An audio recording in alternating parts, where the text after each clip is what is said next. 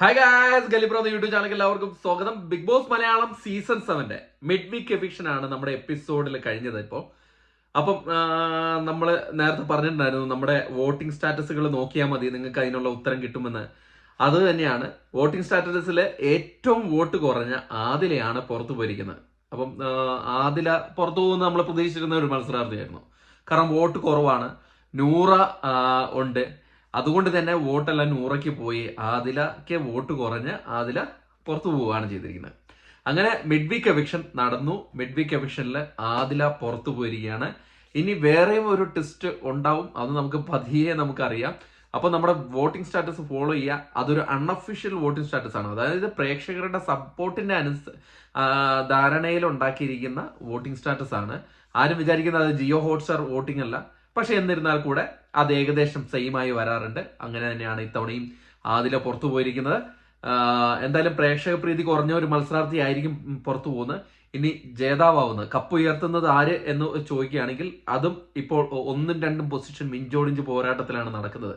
അത് നമുക്ക് ഒരു 2 ദിവസം കഴിഞ്ഞാൽ മാത്രമേ അതിനെക്കുറിച്ച് വ്യക്തമായ ധാരണയും കാര്യങ്ങളൊക്കെ കിട്ടത്തുള്ളൂ. നമ്മുടെ ചാനലിൽ കൂടെ തന്നെ അത് വിടുന്നതായിരിക്കും.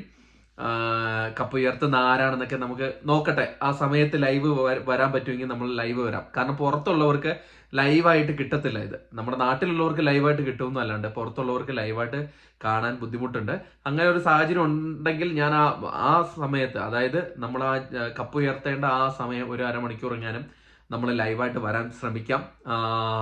പിന്നെ മിഡ് വീക്ക് എവിക്ഷൻ നടന്നു. ഒരാള് പക്ഷെ ഒരു ടോപ്പ് 5 ഉണ്ടാവുള്ളൂ. കാരണം അതുകൊണ്ടാണ് ഏഷ്യാനെറ്റുകാര് അതിൻ്റെ അകത്ത് പറഞ്ഞത്, നിങ്ങളുടെ ടോപ്പ് 5 ആരൊക്കെയാണ് പ്രെഡിക്റ്റ് ചെയ്യാൻ പറഞ്ഞിട്ട് ഏഷ്യാനെറ്റിന്റെ ഫേസ്ബുക്ക് പേജിൽ വന്നിട്ടുണ്ടായിരുന്നു, അതല്ല യൂട്യൂബ് പേജിൽ വന്നിട്ടുണ്ടായിരുന്നു.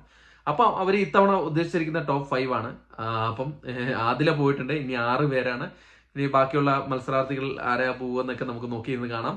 അപ്പം ആദില പോയി.